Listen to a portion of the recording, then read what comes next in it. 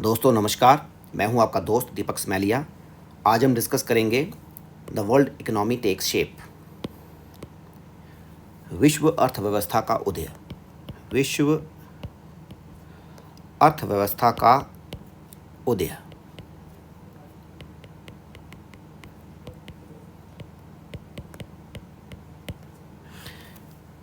इससे पिछले लेक्चर में हम डिस्कस कर चुके हैं द 19th सेंचुरी 1815 टू 14 का पीरियड। ये उसी के आगे 2.1 एक इसका सब टॉपिक है जिसको हम डिस्कस करने जा रहे हैं आज।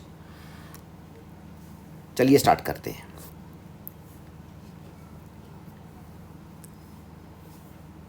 ट्रेडिशनली क्या हो रहा था, जो कंट्रीज़ थी वो like to be self sufficient. Countries self sufficient बनना चाहती थी, किसमें? इन फूड में।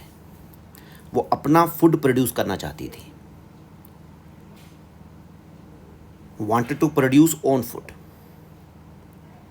लेकिन जो ये परसेप्शन थी, जो ये धारणा थी, वह चेंज्ड हो गई इन 19th सेंचुरी में। ऐसा क्या हुआ? Why was this so? कि ब्रिटेन जो था वो सेल्फ सफिशिएंट बनना चाहता था फूड में। उसने सोच लिया कि मैं सेल्फ सफिशिएंट, आत्मनिर्भर बनूंगा फूड में। लेकिन उसकी जो ये धारणा थी, उसकी जो ये परसेप्शन थी, 19th सेंचुरी के आते आते ये मतलब बिल्कुल बदल गई। ऐसा हुआ क्या? क्यों ऐसा हुआ? देखिए, हो क्या रहा था ब्रिटेन में। ये Britain, this is a country of Europe, ठीक है।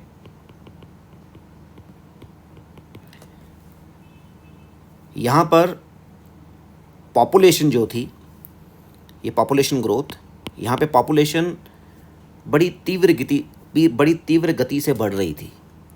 और अगर पॉपुलेशन बढ़ेगी तो सोचने वाली बात है, अगर पॉपुलेशन बढ़ेगी तो डेफिनेटली जो डिमांड ऑफ फूड ग्रेन्स है वो भी बढ़ेगा। जब डिमांड ऑफ फूड ग्रेन्स बढ़ेगा तो प्राइसेस ऑफ फूड ग्रेन्स भी बढ़ेंगे। Pushing up of food grain prices भी बढ़ने लगे।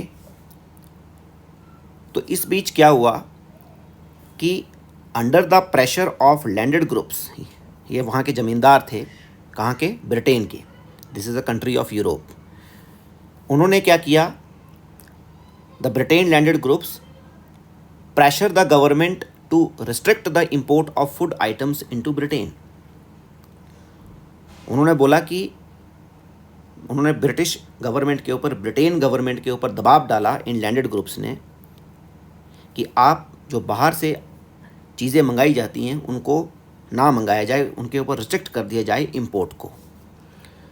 तो जो ब्रिटिश गवर्नमेंट थी, ब्रिटिश गवर्नमेंट ने भी लैंडेड ग्रुप्स की बात को मान लिया और बाहर से आने वाली जितनी भी चीज़ें थी, जितनी भी फूड आइटम्स थी, सबके ऊपर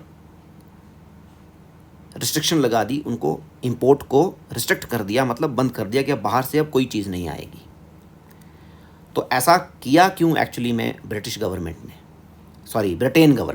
गवर्नमेंट ने क्यों किया ऐसा?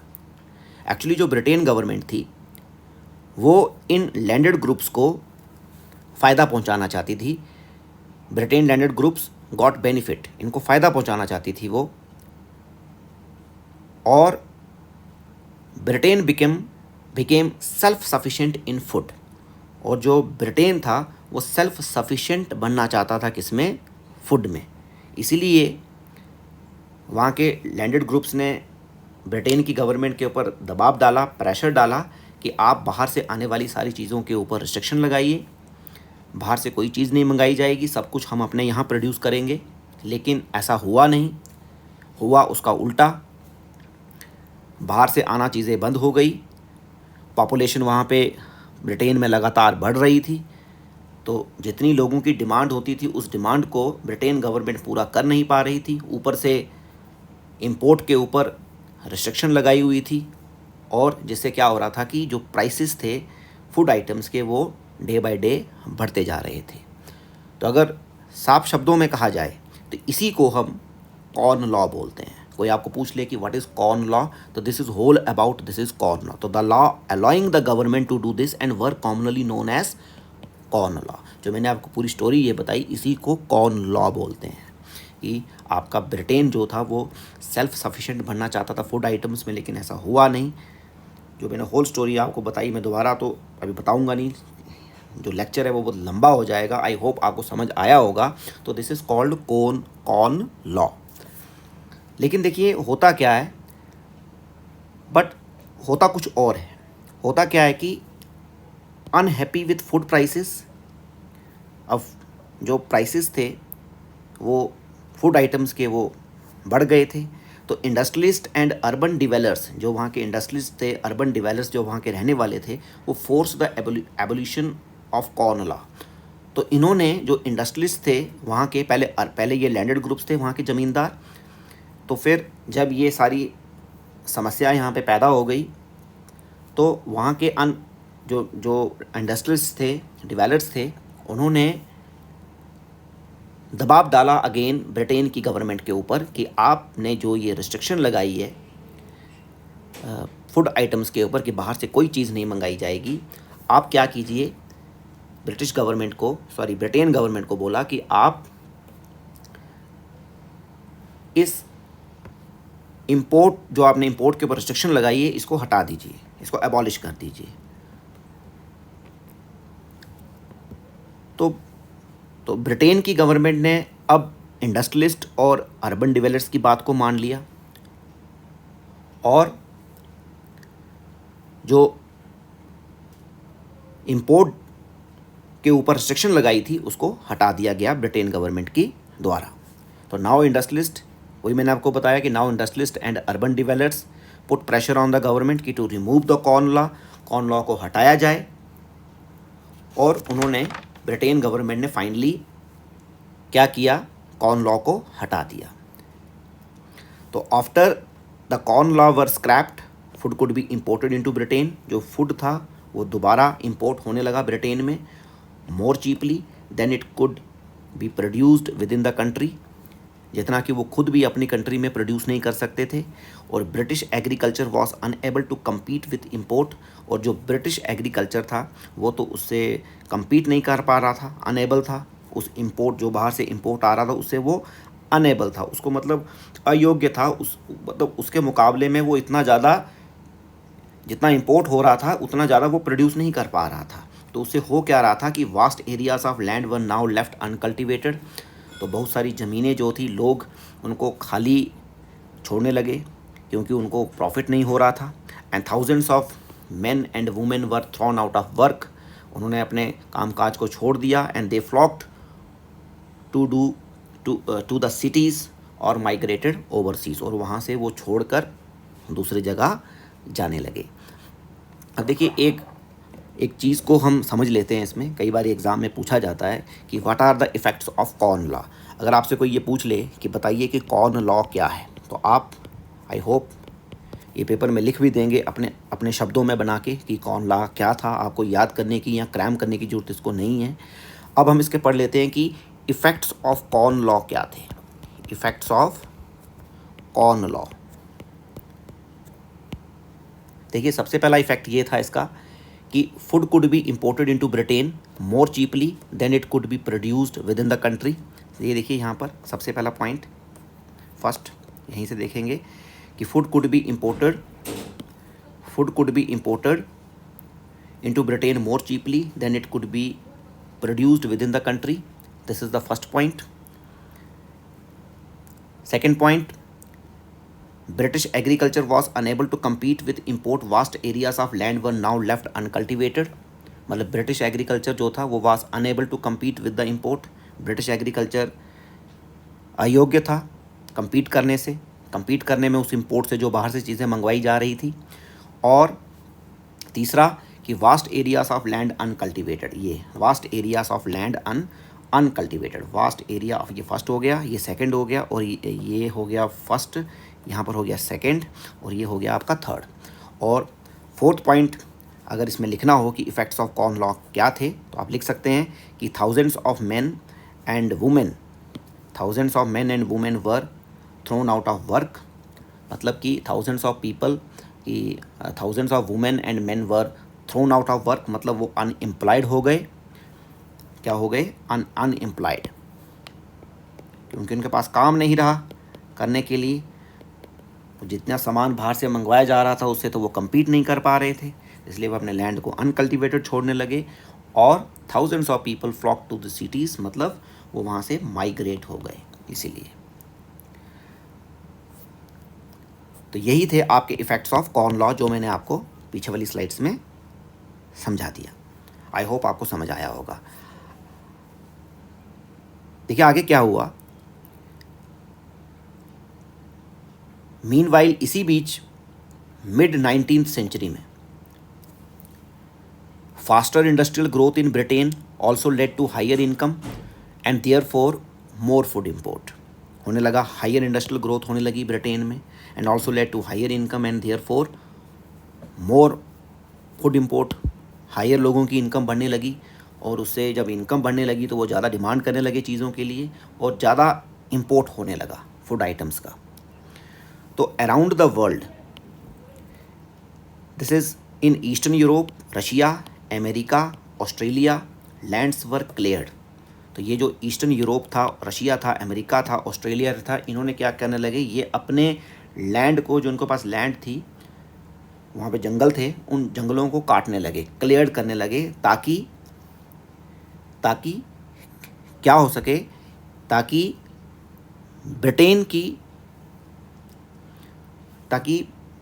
ब्रिटेन की डिमांड को पूरा किया जा सके। इसलिए उन्होंने अपने लैंड्स वर क्लियर करने लगे to fulfil the food demand of Britain country. कौन सी? The eastern Europe, Russia, America and Australia.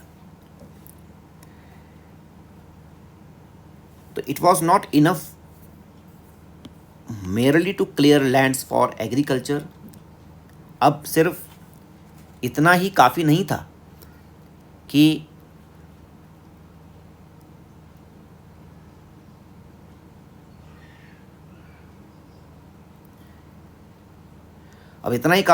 सिर्फ लैंड को क्लियर कर दिया तो सब कुछ हो जाएगा। उसके लिए रेलवे नेटवर्क की भी आवश्यकता थी, तो रेलवे का विस्तार किया गया। Railways were needed to link the agricultural region to the ports. New harbours had to be built and old ones expand to ship the new cargoes. तो खेतिहर इलाकों को बंदरगाहों से जोड़ने के लिए रेलवे की ज़रूरत थी। ज़्यादा तादाद में माल ढुलाई के लिए नई गोदियाँ बनाना और पुरानी गोदियों को फैलाना ज़रूरी था। नई ज़मीनों पर खेती करने के लिए यह आवश्यक था कि दूसरे इलाकों के लोग वहाँ आकर बसें, यानी नए घर बसाना और नई बस्तियाँ बसाना भी ज़रूरी था। इन सारे कामों के लिए पूंजी और श्रम की ज़रूरत थी। इसके लिए लंदन जैसे वित्तीय केंद्रों से पूंजी आने लगी, और अमेरिका और ऑस्ट्रेलिया जैसे जिन स्थानों पर मजदूरों की कमी थी वहाँ लोगों को ले जाकर बसाया जाने लगा, यानी श्रम का प्रवाह होने लगा। ठीक है, ये मैंने अभी आपको समझा दिया, ये लिखा है यहाँ पर। ई people had to settle on lands to bring them under cultivation. This meant building homes and settlement. Also, these activities in turn and acquired capital and labor. Capital flowed from financial centers such as London. अब London जो था, वही बताया अभी कि London जो था एक फाइनेंशियल सेंटर के रूप में उभर कर आ रहा था, तो इसलिए वहाँ पर काफ़ी सारे लोग जो थे वहाँ पे अपनी इन्वेस्टमेंट करने लगे। तो demand for labour in demand for labour in places where labor was in short supply, जहाँ पे शॉर्ट सप्लाई थी, तो as in America and Australia led to more migration.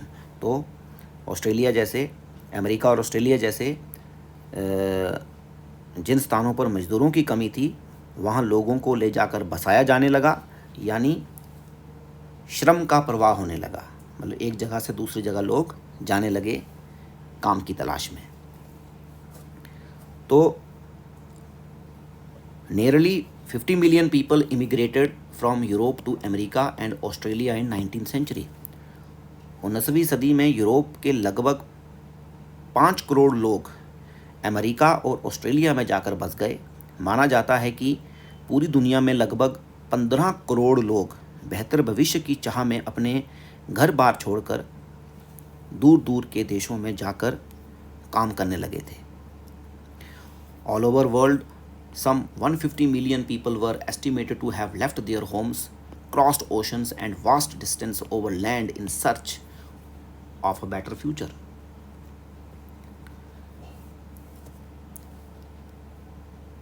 तो इस प्रकार 10 by 1890 a global agricultural economy had to take shape. इस प्रकार 1890 तक एक वैश्विक कृषि अर्थव्यवस्था सामने आ चुकी थी और accompanied by complex changes in labor movement pattern, capital flows, ecologies and technology. और इस घटनाक्रम के साथ ही श्रम विस्थापन, रुझानों, पूंजी प्रवाह, पारिस्थितिकी और तकनीक में गहरे बदलाव आ चुके थे। Food no longer came from nearby village or town, but from thousands of miles away. It was not grown by peasants tilling his own land, but by an agricultural workers. अब भोजन किसी आसपास के गांव या कस्बे से नहीं बल्कि हजारों मील दूर से आने लगा था। अब अपने खेतों पर खुद काम करने वाले किसान ही खाद्य पदार्थ पैदा नहीं कर रहे थे।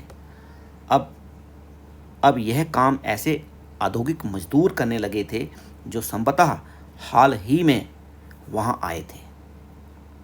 ये perhaps I recently arrived who was now working on the large farm that only a generation ago had most likely been a forest. हाल ही में वहां आए थे और ऐसे खेतों में काम कर रहे थे जहां महज एक पीढ़ी पहले संभवतः ठेठ जंगल रहे होंगे। It was transported by railway, built for that very purposes, and by ship, which were increasingly manned in these decades by low-paid workers from Southern Europe, Asia, Africa, and Caribbean. तो रेल का network इसी काम के लिए बिछाया गया था, मतलब उसका एक्सपेंड किया गया था।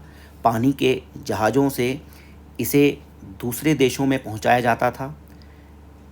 इन जहाज़ों पर दक्षिण यूरोप, एशिया, अफ्रीका और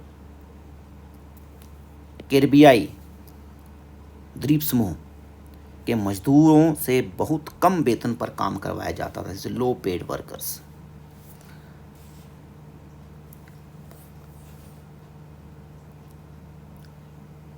Some of these dramatic changes do on a smaller scale occurred closer homes in West Punjab.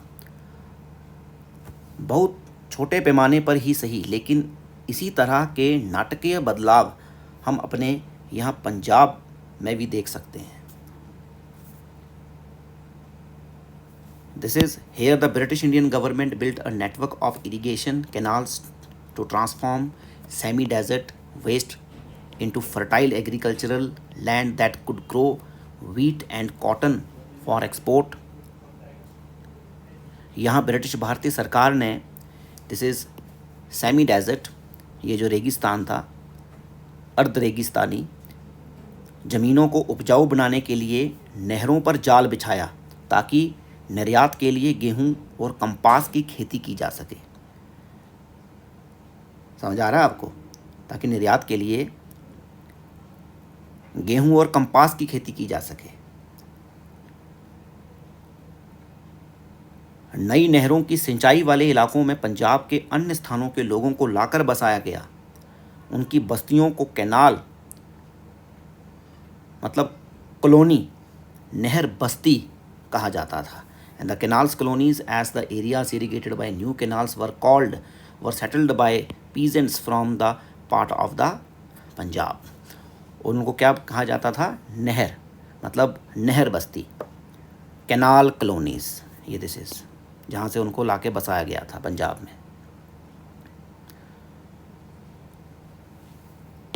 तो ये 2 पैराग्राफ में लिखा है कि of course food is merely an example, भोजन तो सिर्फ एक उदाहरण मात्र है। कुछ ऐसी ही कहानी कम्पास की भी रही है जिसकी दुनिया भर में बड़े पैमाने पर खेती की जाने लगी थी। A similar story can be told of for cotton, the cultivation of which expanded worldwide to feed British textile mills. ताकि ब्रिटिश कपड़ा मिलों की मांग को पूरा किया जा सके। और रबड़ की कहानी भी इससे अलग नहीं है, और रबर की कहानी भी इससे अलग नहीं है। So rapidly did regional specialization in the production of commodities developed that between 1820 and 1914 world trade is estimated to have multiplied 25 to 40 times. विभिन्न चीज़ों के उत्पाद में विभिन्न इलाकों ने इतनी महारत हासिल कर ली थी कि 1820 से 1914 के बीच विश्व व्यापार में 25 से 40 गुना वृद्धि हो चुकी थी। This is multiplied by 25 to 40 times. और नियरली 60% और लगभग 60% हिस्सा जो था, दिस इज प्राइमरी प्रोडक्ट्स, प्राथमिक उत्पादों यानी गेहूं, और compass, this is wheat and cotton, प्राथमिक उत्पादों यानी गेहूं और कम्पास जैसे कृषि उत्पादों तथा कोयले जैसे खनिज पदार्थों का था। Okay, wheat, cotton and coal. तो this is all about the today topic. I hope आपको समझ आया होगा ये। तो हमने आज पढ़ा the world economy takes shape. Thank you very much. खुश रहें, मंगलमय रहें, और समझना आए तो दोबारा प्लीज़ स्लाइड को पॉज करके समझने का प्रयास करें। ये बहुत इम्पॉर्टेंट टॉपिक है from the examination point of view से। काफ़ी बारी एग्ज़ाम में यहाँ से सवाल आए हैं। धन्यवाद।